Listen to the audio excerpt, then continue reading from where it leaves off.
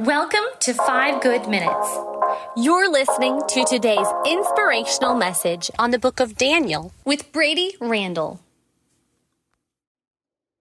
Today we're coming to Daniel chapter 5, and at this point, King Nebuchadnezzar has already died, and the empire has begun to go downhill.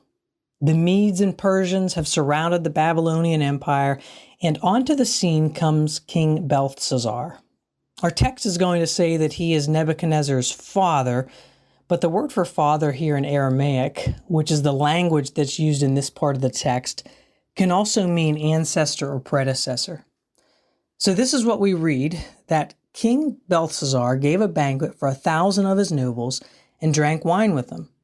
While Belshazzar was drinking his wine, he gave orders to bring in the gold and silver goblets that Nebuchadnezzar, his father, had taken from the temple in Jerusalem, so that the king and his nobles, his wives, and his concubines might drink from them.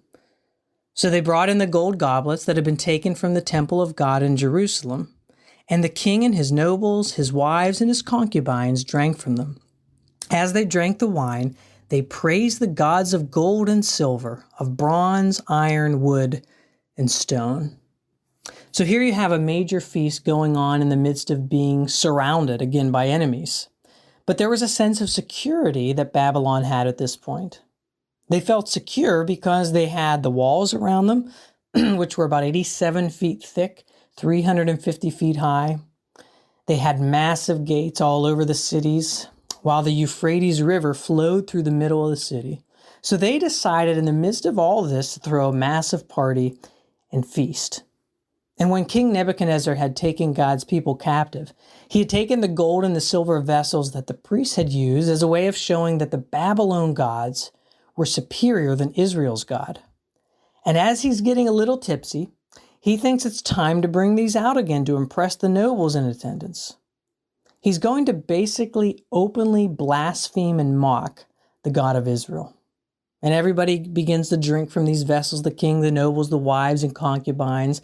And as they drink, they begin to praise the gods of gold and silver, bronze, iron, wood, and stone. This is an open mockery of God. And one thing that we know for sure from the biblical accounts and record, and from history, and my guess is that most of us know this from our own life experience as well, God will not be mocked.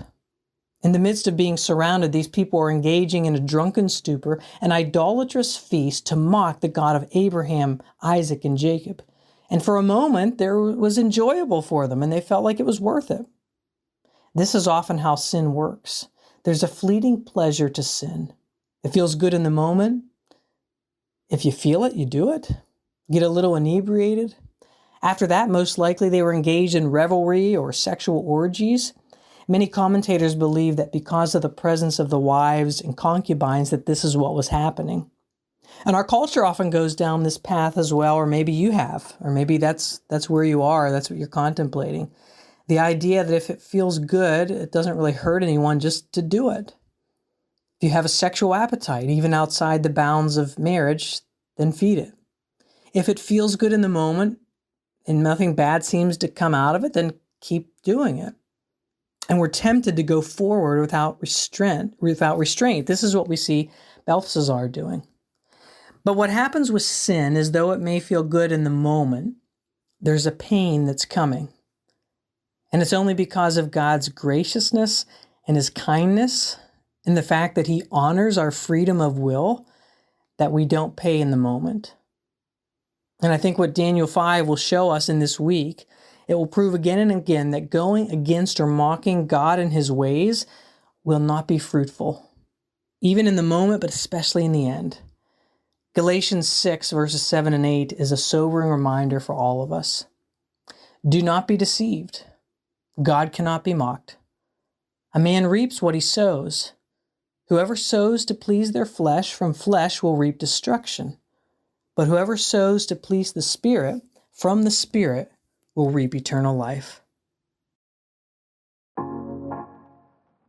Thanks for joining us here today. There's a lot of great content to explore on Orchard Hill Plus and on the Orchard Hill main feed from the weekend. Have a great day.